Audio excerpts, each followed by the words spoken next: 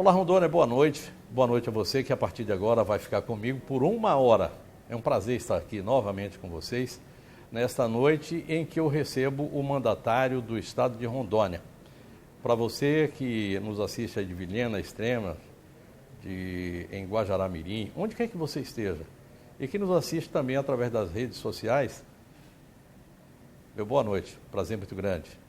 É muito legal estar aqui, conversar a respeito das nossas coisas, das coisas de Rondônia, falar sobre desenvolvimento, falar de política, enfim. Nesta noite, Confúcio Aires de Moura vai falar a respeito desse momento. Hoje eu vi um vídeo dele e eu vi o seu sofrimento.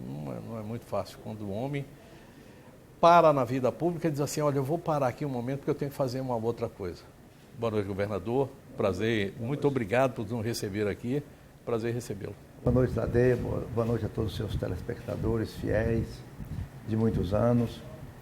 Realmente hoje, o dia D, né, nós apresentamos hoje a renúncia na Assembleia Legislativa do honroso cargo de governador do Estado. E eu passo o cargo na sexta-feira, às 16 horas. Nós vamos transmitir o cargo e a faixa para o Daniel Pereira, nosso vice-governador. Então, é realmente um momento assim que sempre, de qualquer forma, eu passo agora, eu passo no fim do ano, né? Antecipando um pouco. Tem uma breve antecipação no tempo, né, de 8 meses, mas é uma preparação para a gente se habilitar a uma nova candidatura. Renúncia é uma palavra forte e pesada, né? Parece Jânio Quadros. Parece. Lembra sempre ele, né? Uma coisa meio... Parece que ele está correndo da raia, né? Mas essa renúncia é um ato legítimo para atender às exigências da Justiça. Assim, nós estamos também exonerando muitos dos nossos secretários. Lá em Brasília, o presidente Temer também está exonerando muitos ministros que vão sair candidatos a deputados, senadores nas próximas eleições. O prazo limite é agora, dia 6, sábado, né? Dia 7. Mas sábado, ele tem que sair na sexta, que é dia útil. Então, nós estamos aqui, já adiantamos, já apresentamos hoje a Assembleia para poder ela se organizar, para poder acolher e empossar o governador lá na Assembleia Legislativa na sexta-feira. O senhor vai estar na Assembleia Legislativa, na posse do Daniel? Vou ficar esperando aqui no Palácio, né? Que ele de lá ele vem para cá, onde todos os secretariados estarão reunidos, aí mais parentes, no caso dele, eu vou ver se minha esposa vem, mas amigos vêm também. É um auditório que nós temos aqui dentro mesmo, não cabe muita gente, mas pode ficar em pé. E certo é que a gente vai fazer essa transmissão assim mais interna com a imprensa divulgando, né, o passo a passo, algumas palavras que ele vai falar, né, alguns compromissos, todo mundo vai estar ligado nele e eu também faço só minha despedida, é mais breve. Em petit comité. Bom, que julgamento que o senhor faz depois desses 7 anos, mais de 7 anos no comando do Estado? Qual é o julgamento que o senhor faz de si e qual é aquele que o senhor espera do povo de Rondônia?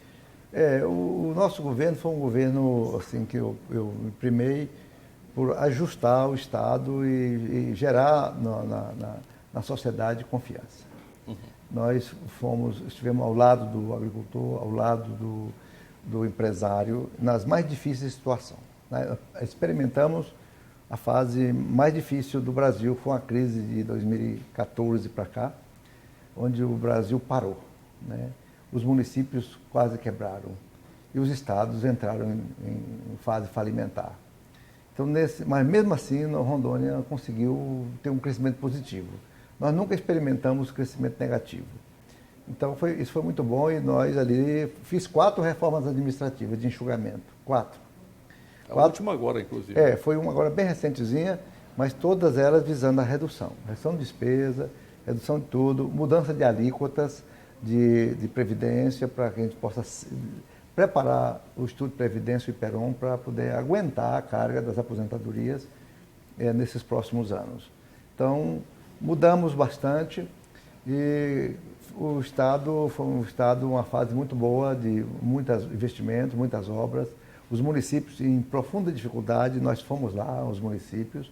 Teve município que nós tínhamos que fazer limpeza, catar lixo, porque eles não tinham a menor condição no início do nosso mandato. Colocar médico, né? Tudo era aqui com a gente, a dificuldade era aqui, né? E Brasília é mais insensível, Brasília é distante.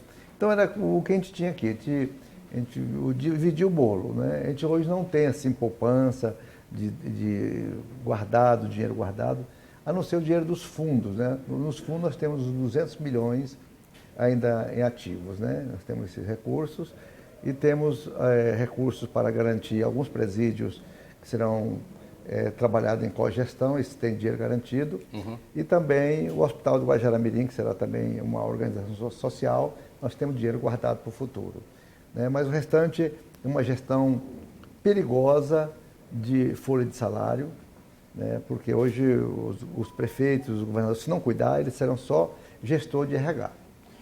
O senhor é contra ou a favor da LRF? Ela fecha, lhe manter, mas, na verdade, lhe dá também a garantia de que alguma coisa vai sair lá na frente melhor, né?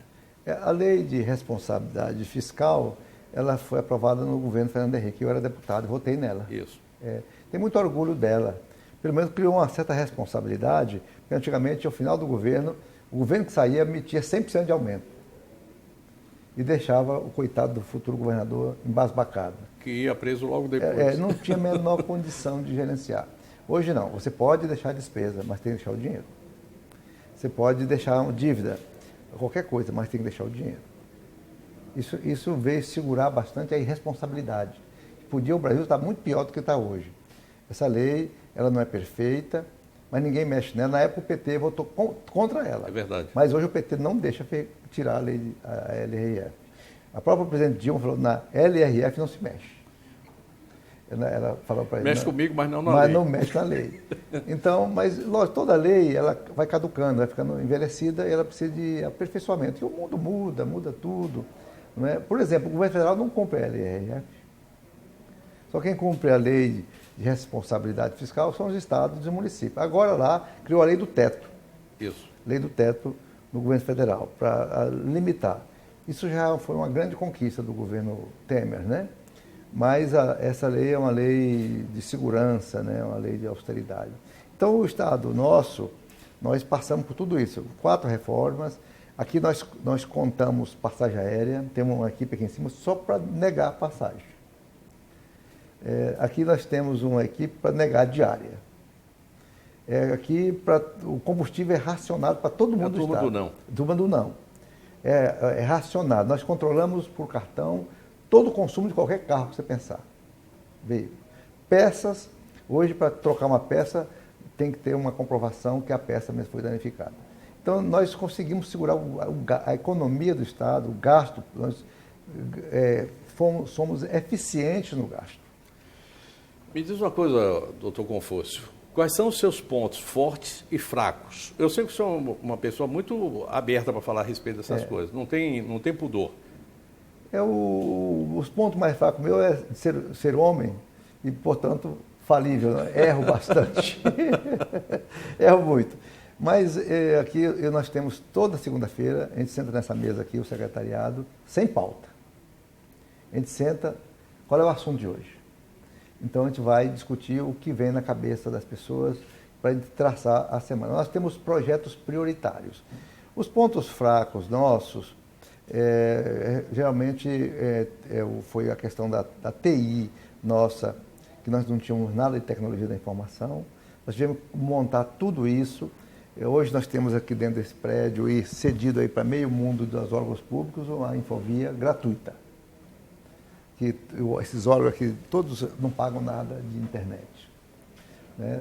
É o Estado que bancou sozinho em financiamento. Então, os nossos pontos mais fracos foi a questão da tecnologia da informação, que nós temos que aumentar e muito o investimento em tecnologia. Muito, muito, muito. Para priorizar a tecnologia da informação vai diminuir o pessoal. Uhum. Só através da tecnologia você vai diminuir o concurso público. Tem, por exemplo, esse carimbo que você me perguntou aqui, que é a caneta. Que é a caneta, é o carimbaço. Uhum. Nós não usamos mais esses carimbos. Esse carimbo é o símbolo do atraso, né? De você ficar carimbando papel em qualquer repartição do protocolo. 10, 20 pessoas carimbando papel, conferindo folha de ponto Isso tudo vai acabar. Tudo vai acabar. Então, com isso, a gente vai ter uma tendência progressiva a ter menos concursos e diminuir o gasto de folha. É a salvação do Brasil a tecnologia da informação. É mergulhar de boca nesse período digital, nesse período dos algoritmos, período do mundo do Facebook, esse mundo do Google, esse mundo enfim, de todas as plataformas inteligentes que regula hoje, na realidade, hoje ninguém tem mais privacidade. Desde que você passe numa rua, uma câmera te filma, você não é mais privativo. Você nem está vendo, passando na rua, está sendo filmado. Você entra no banco, mete o cartão no terminal, está sendo filmado. Então, privacidade mesmo não existe mais para ninguém. Você atende um telefone, você já não tem mais privacidade. O Google capta tudo. Capta tudo. Tudo. E joga, ele separa você. O seu pensamento, o meu, cai num pacote. Outros que pensam diferente caem no outro pacote. E ele vende isso para o comércio. O que é uma pena, né? Vende. Mágoas ou arrependimento nesses 7 anos, o senhor leva alguma coisa, deixa alguma coisa? Não, nenhuma mágoa, nenhuma mágoa. Tudo isso é o que nós passamos de muitas dificuldades, dificuldades com a Assembleia, dificuldades com pessoas. Isso tudo faz parte do jogo político, não teve nada demais no nosso governo. Foi tudo previsível e aconteceria e apenas me amadureceu, né? Muito, e eu não tenho mágoa de ninguém. O senhor vai deixar um legado, eu tenho falado isso de vez em quando, relevante. E esse legado o senhor conquistou, essas conquistas aconteceram no momento que o Brasil atravessava uma crise que eu não tinha visto ainda igual. Onde é que saíram essas bases, de onde é que saiu essa criatividade, de onde é que veio esse liame para essas conquistas? Essa conquista nossa surgiu o seguinte, o Tarcísio Delgado, que era prefeito de Juiz de Fora, eu tinha muito medo de ser prefeito. Quando eu fui eleito prefeito, não preparado, eu fui bater lá em Tarcísio, em Juiz de Fora, porque ele já tinha 3 mandatos, né? E eu falei, Tarcísio, eu fui eleito e eu estou com medo. Lá em Ariquemes? Não, lá em Juiz de Fora. Lá em Juiz de Fora. Eu era prefeito de Ariquemes, fui eleito. Né? Antes da posse, eu fui lá com ele. E ele falou, olha, a austeridade gera filhos.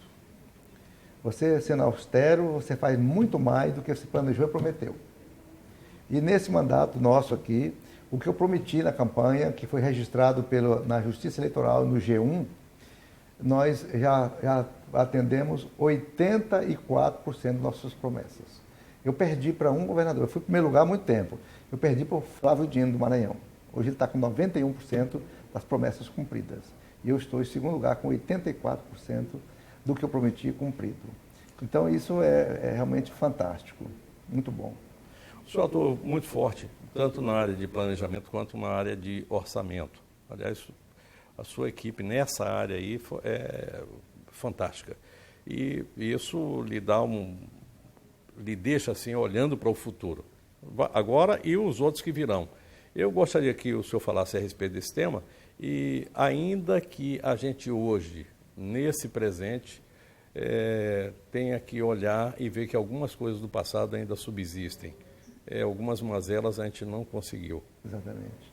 No planejamento nosso, nós temos aí, eu quero até que os candidatos, façam um convite aos candidatos a governador, todos eles que leiam o nosso Plano de Desenvolvimento Econômico Sustentável, que é o PEDES, que foi feito com o Ministério da Integração, o Governo do Estado e algumas consultorias.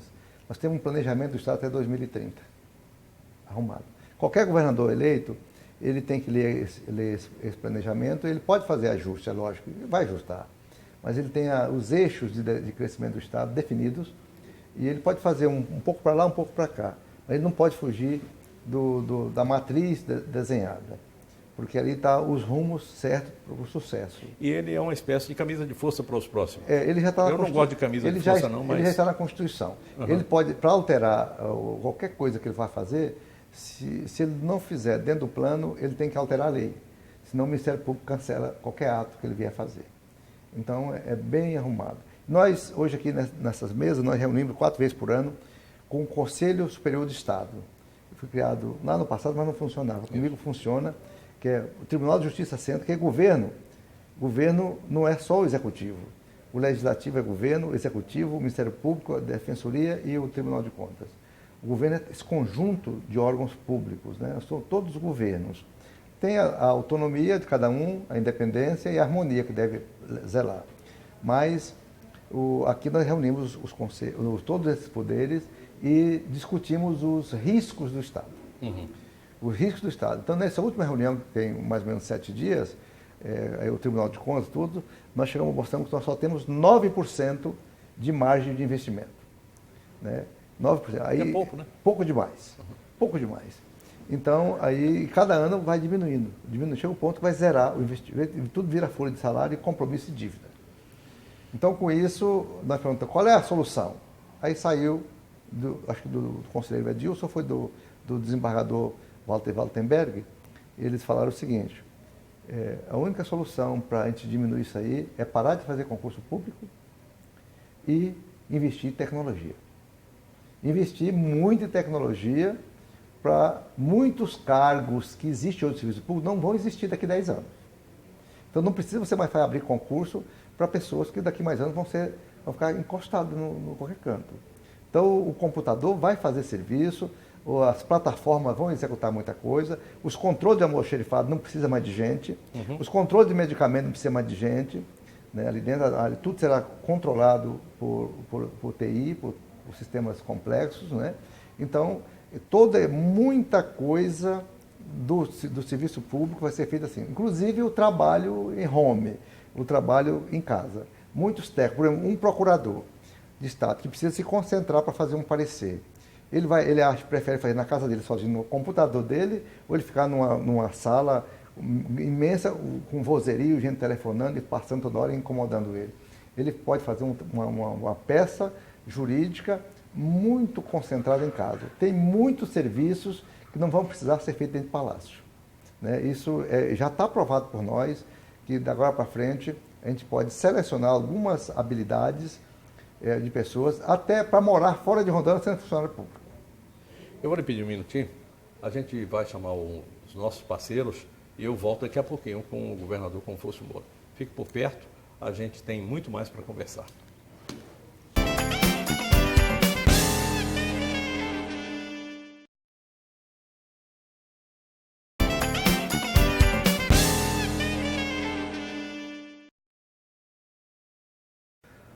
Estamos de volta, o governador Confúcio Moura está comigo nesta noite. Já que nós falamos de áreas de sucesso, algumas outras áreas deixaram e eu falei aqui antes, que são coisas que nos lembram do passado, mas deixaram de acontecer. Saúde, educação e segurança, que são 3 gargalos no serviço público. Que avaliação que o senhor faz pelo não atingimento de expectativa da população, não que sejam metas suas, Perfeito. Mas a população se... Da saúde, eu dou para mim mesmo uma nota 8. Porque hoje, o índice de reclamações dos pacientes que internam e são atendidos na rede, a nota é excelente. Os pacientes agradecem muito quando internam no hospital de base, o atendimento é muito qualidade, a limpeza, a alimentação, o bom trato e a dispensação dos medicamentos para as pessoas. As cirurgias de alto nível. Nós fazemos hoje até transplante de rim, cateterismo e fora o trauma, que é o grande problema. E na área do câncer, nós não tínhamos nada, praticamente só tinha o São Peregrino. Hoje nós temos serviço de câncer em Cacoal, que eu trouxe. Temos o Barretinho, que nós fizemos em 7 meses. Agora já temos o Hospital Grande de Barreto, do Amor, da Amazônia, que já está entrando progressivamente em ação. Né? Nós criamos todas essas estruturas, esse Barretinho aí já ajudou demais a população. Ampliamos muito vagas de UTI, protegemos o João Paulo II, que é nosso cancro, assim, uma casa inadequada para ser hospital, improvisado. Mas nós seguramos o João Paulo II sem grandes mazelas. Tem dia que tem gente na maca, ocasionalmente tem um chão, mas a rapidez com que nós esvaziamos o João Paulo é muito grande. E nós temos lá, você pode, se precisar, você pode ir a qualquer hospital particular da cidade, você não vai encontrar a equipe que nós temos de plantão. O neurologista de plantão, o anestesista de plantão, o cirurgião geral de plantão, o angiologista de plantão, o neuro de plantão, os clínicos de plantão e os residentes médicos no plantão. Então, a gente tem uma linha de médicos, assim, no João Paulo II, que a pessoa entra ali, na hora que começa a atender, nós temos ressonância, que não tinha, tomografia no hospital, todos os serviços complexos nossos do Estado, sem terceirização.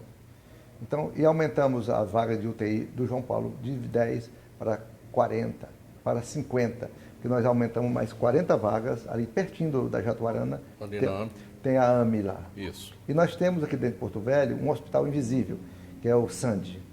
O SAND nós atendemos Alzheimer em casa, AVC sequelados, traumas de crânios, tumores cranianos, câncer terminal, pacientes com escaras e outros problemas, alimentação parenteral, oxigenação, né, fraldas, e toda a assistência a gente faz em casa. Isso então são quantos? Isso dá uma média, um total de 250 pacientes. 250. E tem uma equipe que realmente estabelece uma relação com a família de profunda intimidade. Eles já chegam, o médico já chega na porta para ver o paciente. E o outro fato mais importante é que a família acaba o medo do doente, dá banho no parente. Se for um idoso, os netos estão ali falando com ele, consolando, molhando a boca do idoso, qualquer que seja a sua doença, levando água, virando de lado, fazendo o curativo. Eles já fazem, os familiares. Junta 2, 3 e faz o curativo, já dá o banho, troca a roupa. O senhor pensou que o sistema de saúde nosso aqui de Rondônia trabalha para 1,5 milhão de pessoas em Rondônia, e mais quase que 1,5 milhão de pessoas de fora, Bolívia, Amazonas e tal. Não é muito fácil, não. Pega Mato Grosso também. Mato Grosso também. Mato Grosso. A gente atende todo isso aqui. E nós fizemos outro serviço na área da saúde. Eu fiz um bloqueio em Cacoal.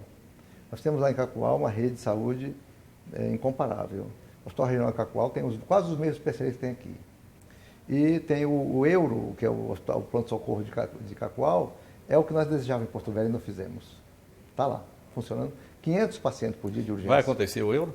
O Euro vai, mas daqui 3 anos. O senhor vai inaugurar? Não, eu não vou inaugurar. Eu vou deixar licitado, eu vou deixar ele em licitação. O Daniel deve já dar ordem de serviço, mas quem vai inaugurar é o futuro governador. Lá na frente. Se o senhor conseguir o que quer, o que almeja, o senhor virá para a inauguração. Pelo menos de longe. Vai chorar na porta. Pelo menos de longe é a minha grande decepção de não ter entregue esse hospital no meu mandato, porque eu prometi esse hospital. O senhor falou de saúde e muito bem. E a segurança pública, nós estamos bastante, usamos todos os meios de incentivar a Polícia Militar. Hoje nós temos a segurança, batalhão de trânsito na rua, permanentemente fazendo a blitz e fazendo a lei seca. No fim de semana que faz a lei seca, diminui 40% de acidentados. 40%. É uma coisa muito importante. Os homicídios a gente tem reduzido. Esse ano, quando sair o laudo, o resultado geral do Brasil da violência, Rondônia vai estar entre os 10 primeiros estados mais pacificados. Graças a Deus. Se a gente controlar Porto Velho e a região de Ariquemes, a gente passa a ser um dos estados de menores índices de violência. Tem o furto, que a gente não consegue baixar, de celular na rua, esse é terrível. E tem o assassinato, o homicídio que é meio... O homicídio a gente quer reduzir, está trabalhando para isso. E temos um belíssimo programa na forma já exercitando no estado chamado Rondônia Mais Segura. Esse é um projeto nosso, não é copiado de ninguém do mundo, né? É um projeto só nosso aqui, integrado com o município, integrado com outras secretarias, com os outros poderes, Ministério Público, e ele está sendo desenvolvido. Ele surgiu da cabeça de Oscar Motomura, aquele grande líder nosso de preparação de gente, que é lá da Manaquei, lá de Cotia, em São Paulo. Ele veio aqui, nós trouxemos para ele internar aqui delegados e policiais, bombeiros, tudo aí. Ele ficou 7 dias, pessoal, em retiro espiritual, discutindo segurança pública internamente, sem sair. E dali saiu todos esses documentos, que foi transformado por ele num manual de boas práticas, onde não precisa de grande investimento financeiro. Isso é importante. Na área de educação, é uma área... O senhor está saindo agora com 46 dias de greve aí, né? Estou saindo. Essa greve da educação, ela é uma greve que tem um misto de tudo. O misto político, não é? Misto de medir força, um misto de provocação no governo, no final do governo, porque tem apelar, porque agora ele tem que dar que está saindo. Matar o pato manco. Exatamente. E tem tudo isso. Mas eles falam que nós temos o pior salário do Brasil, não é verdade. A gente não tem no salário fixo, nós temos gratificações, nós estamos em uma situação intermediária de salário no Brasil. Então, isso tudo. Mas nós melhoramos a escola, nós melhoramos as condições do aluno, nós melhoramos o IDEB, estamos melhorando os IDEBs. Nossa escola campeã de Rondônia é 7,9 lá de Nova Brasilândia. E tem muitas escolas com nota 7, 6,5 e assim vai. O Ji-Paraná, na área dos municípios, é o município de melhor IDEB municipal, é Ji-Paraná, a menor IDEB 6,5, o maior 7,5, que para a realidade brasileira é show de bola. Os municípios estão reagindo na educação. Esse é o conflito da greve. E eu não quero ser conhecido como o governador das greves, né? Mas nós, nesse endurecimento fiscal, nós, infelizmente, administramos 19 greves. Não é muito fácil, não. É. Bom, queria lhe perguntar o seguinte, como é que era e como é que vai ficar e como é que está o seu relacionamento com a Assembleia Legislativa, o seu MDB com o candidato Maurão de Carvalho a governo, a própria ALE mesmo, né? O Daniel Pereira, que o senhor disse que é o vice dos seus sonhos, como é que era e como é que vai ficar a partir de agora? Eu acredito que eles vão me esquecer, né? Eu vou ficar quietinho. Não vai, não não vai cutucar ninguém. Não vou cutucar ninguém. Eu acho que vai ficar tudo certo. A minha campanha, meu estilo de campanha é bem suave, bem tranquilo, sem agressão, sem grito, sem esculhambação. Então nós não vamos ofender ninguém. Eu torço. O Raup é um aliado antigo nosso. Sempre fomos companheiros. Eu nunca tive outro partido. Até assanhei em mudar de partido. Tive uns 7 convites. Mas como é que, isso é assanhamento de velho. Assanhamento de velho, né? Mas depois voltei para o Ninho. Né? Fiquei lá aqui, vou ficar no MDB mesmo. E com a Assembleia, com o Maurão, foi uma fase excelente nossa, com a liderança do Laerte e do Cleiton Roque, foi uma fase excelente, nós aprovamos quase 900 projetos. E aquele copo quebrado que aconteceu há pouco tempo atrás aí, com aquela história daquele... Aquilo já passou? Qual é o copo quebrado? Aquela conversa lá do Maurão, aquela gravação, eu não aquilo tenho, já foi conversado, acertado? Eu não tenho nada a ver com aquele negócio, eu sou, assim, fui citado, né? Eu nem tenho que responder essa pergunta, quem tem que responder são eles mesmos, né? Da sua parte, nada? Da minha parte, nada. Ali foi uma conversa que realmente marca a gente não pode deixar de levar em consideração tudo aquilo que foi falado em off, né? E diz que nada mais verdadeiro do que você fala escondido, né?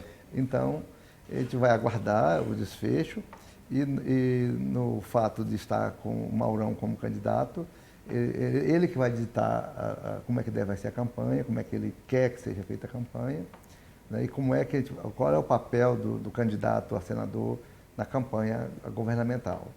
Né? No meu jeito, eu vou começar a circular pelos distritos nesses 5 meses, e depois nos municípios pequenos, que é só uma vez, depois vou ficar limitado a 17 municípios. Apesar dessa sua juventude política, né, esse jeito de fazer política que a gente conhece, você tem uma coisa bastante tradicional que a gente vê em alguns políticos mais antigos, como o Bianco, por exemplo, seu velho companheiro também, que estava em outro partido, que é o fato de conversar com todo mundo, se dar com todo mundo e não dispensar absolutamente nenhuma roda de prosa. Exatamente.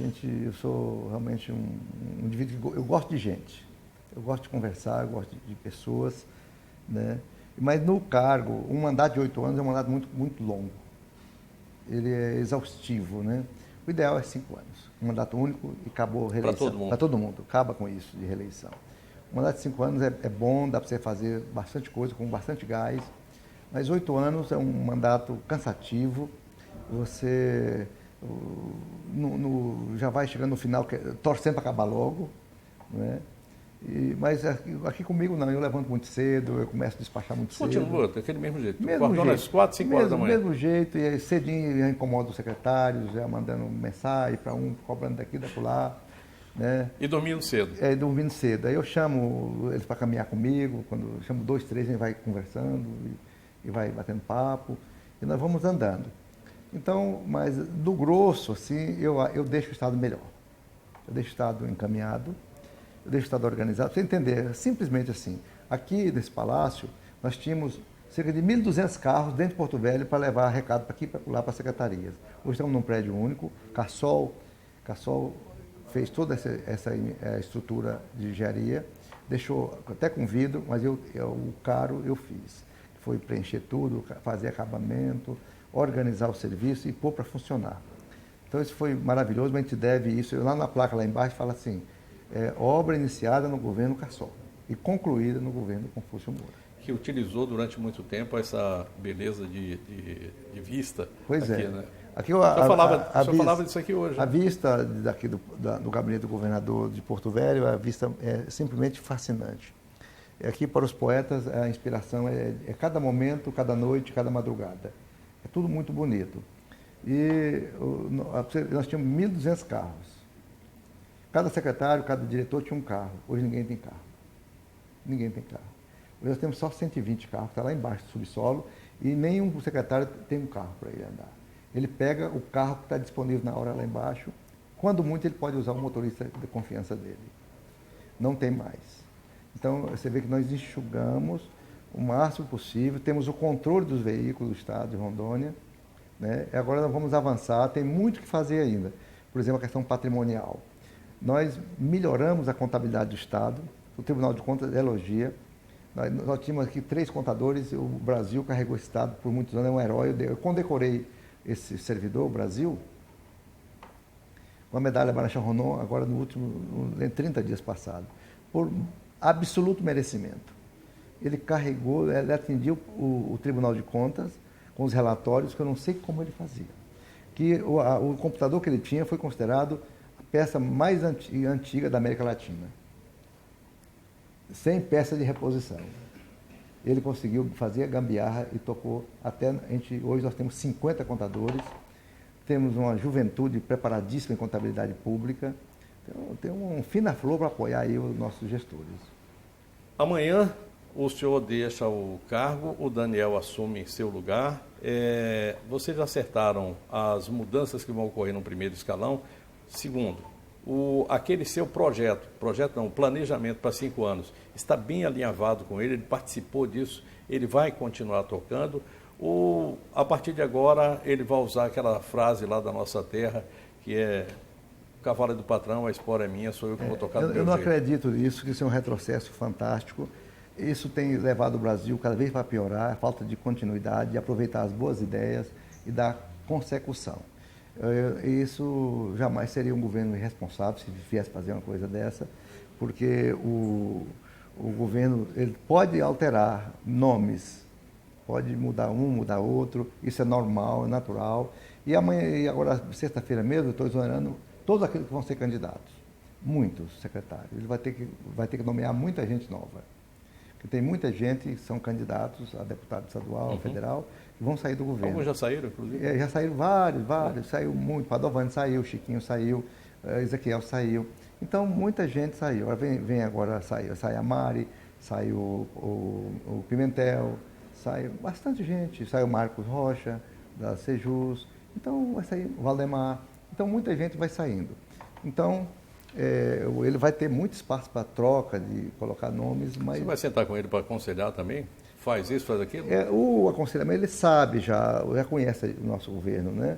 Conhece o governo, então eu acredito que ele não pode...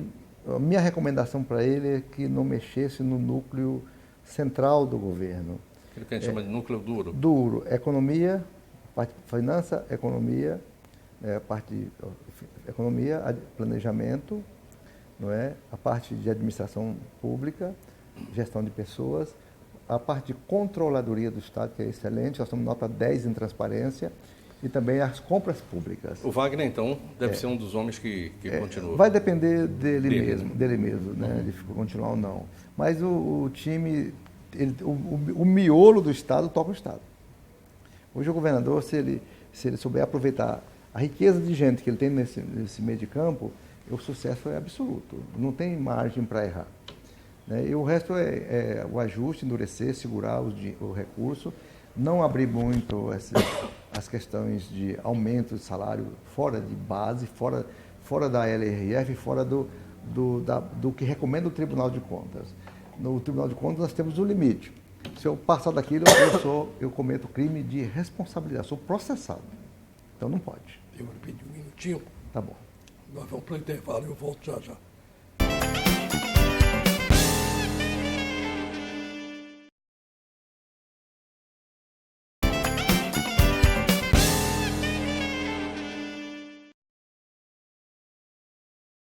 Voltamos para o último bloco da nossa conversa de hoje com o governador Confúcio Moura. Vamos falar aqui agora de política. O senhor vai sair desse belo espaço? Isso aqui não tem ninguém que não gostaria de trabalhar aqui assim, com essa visão, com essa tranquilidade, e vai encarar estrada empoeirada, daqui a pouco está chegando a hora, estrada lameada, já está na hora agora, estrada com buraco, sempre teve,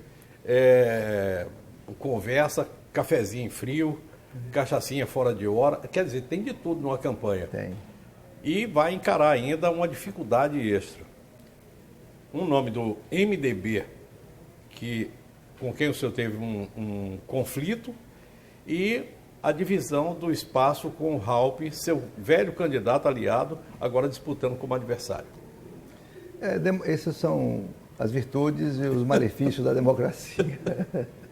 Né? É legítimo a qualquer cidadão votar e ser votado, né?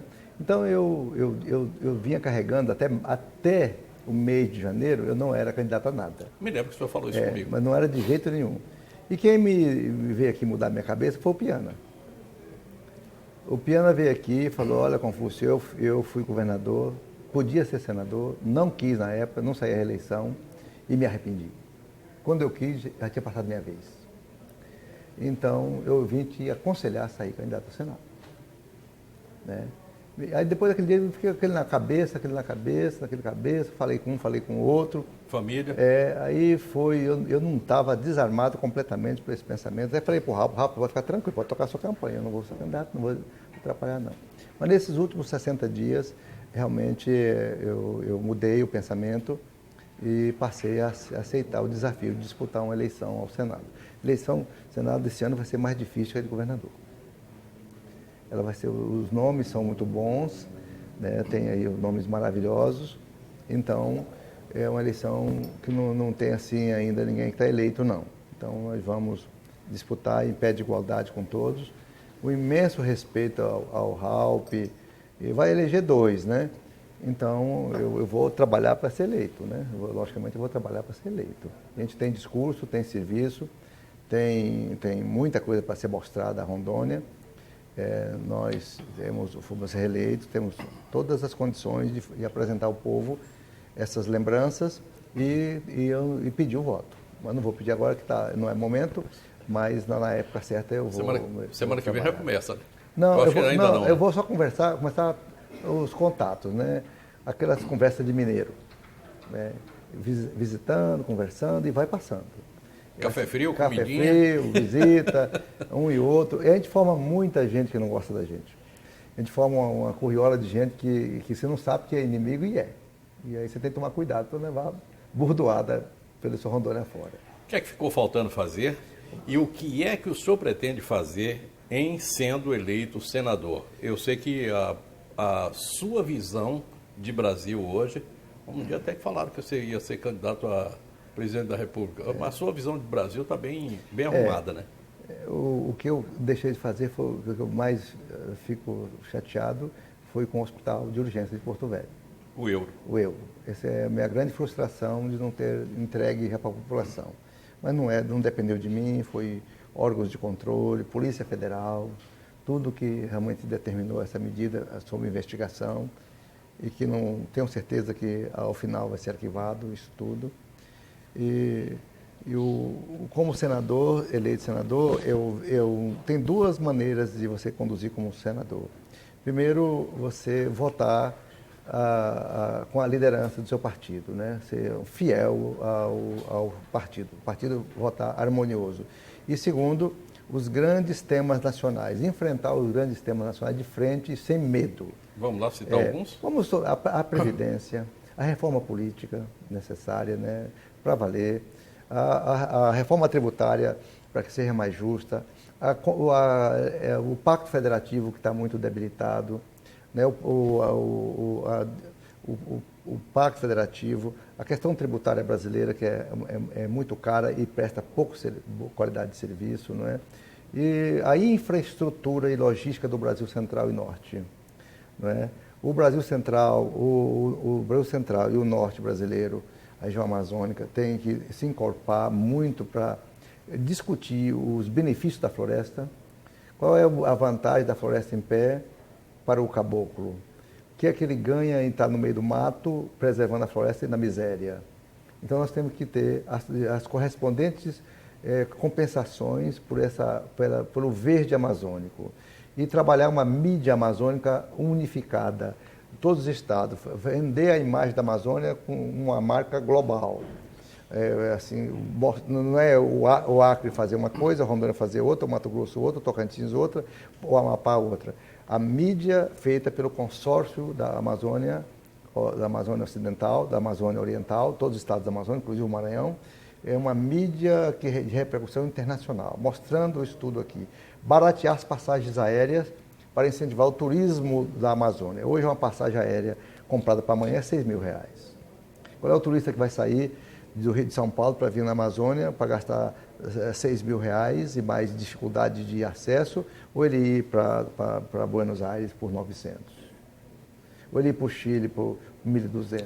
O senhor falava já a respeito, a coisa de uns 3 anos passados, o senhor falava a respeito da questão amazônica, não como mídia, mas como uma bancada federal. O senhor pregava essa bancada federal com a soma de todos os esforços. Mas acho que ainda não há o discurso político da região, né? Os deputados, eles votam temas nacionais e esquecem da região, né? Então a gente tem que, pelo menos, não sei se a gente consegue todos, mas formar uma minoria de deputados que defendam integralmente a Amazônia, né? Defende todas essas questões de fundiárias que demoram muito a se regularizar, os conflitos agrários, a violência no campo. Todos são temas extremamente interessantes da Amazônia. A questão mineral da Amazônia, isso é muito importante, e a política indígena, que é muito conflituosa na Amazônia, né? Então, tem muitos temas maravilhosos para você trabalhar. O senador é diferente do deputado. O deputado defende o povo, teoricamente, né? E o senador defende o Estado. O senador, dentro dos conceitos lá das ciências políticas, o Senado é a aristocracia, é os mais sábios, os mais moderados, os mais revisores. Os cabeças brancas. Os cabeças brancas. Quem já passou por muita coisa na vida é que deve ser senador.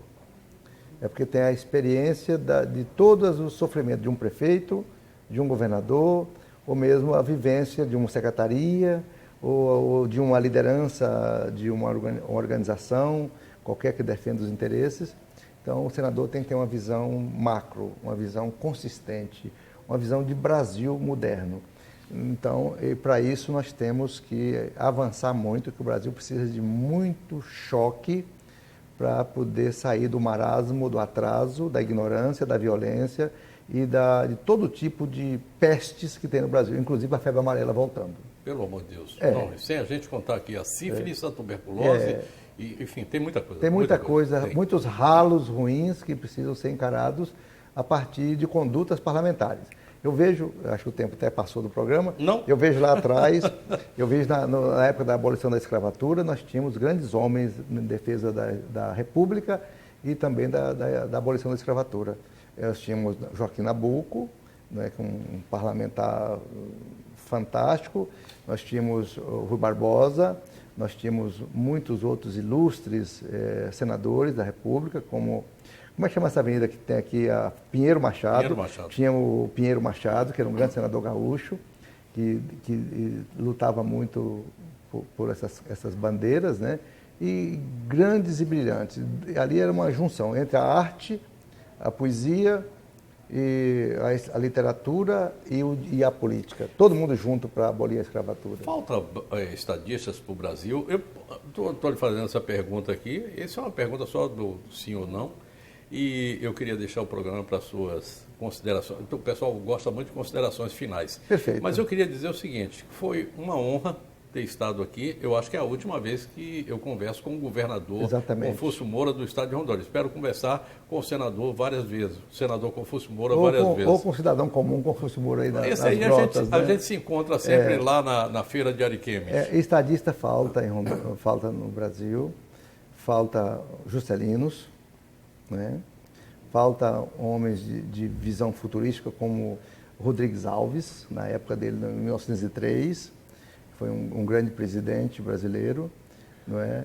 Falta uma etapa de Getúlio Vargas, que foi muito, muito salutar para o Brasil, né? E eu até incluiria o Fernando Henrique como um estadista, não é? Então, o Brasil carece dessas pessoas que são... o estadista é aquele líder que, nas horas mais difíceis, conduz o povo sob a sua tutela e liderança. O povo segue o líder. O povo agradece o líder forte. Aquele líder que o líder é aquele que segue na frente e os liderados seguem atrás sem saber por quê. Segue por uma inspiração, como seguia Antônio Conselheiro na Revolta de Canudos. Aliás, para a gente entender o Brasil, tem que ler Antônio Conselheiro. Tem que ler Os Sertões. Tem que ler Os Sertões. Obrigatoriamente, todo aluno e todo cidadão tem que ler Os Sertões. O senhor vai se dedicar mais agora a escrever, a fazer poesia, ou vai se dedicar à campanha mesmo? Não, agora eu vou descansar uns dias, né? Ficar à toa, vagabundando. E Precisa. Depois eu vou fazer um check-up para ver se a saúde está tudo boa. E aí é começar a campanha. Começar a pré-campanha. Muito obrigado, viu? Obrigado, senhor. Foi um prazer. Foi uma honra muito grande ter estado aqui nesse momento final da sua campanha. Muito agradecido. Da sua passagem. Muito agradecido. Foi uma honra muito grande ter sido governador de Rondônia. Meus amigos, amanhã, a partir das 8h30, a gente se encontra aqui para mais programa Léo Ladeia. Desejo a todos boa noite, bom sono, bons sonhos. É sempre muito bom a gente pensar a respeito de tudo aquilo que a gente ouve. Tá? Você pode até não concordar com nada do que a gente fala, mas é importante ouvir. E é muito importante avaliar. Fiquem com Deus. Tchau, tchau.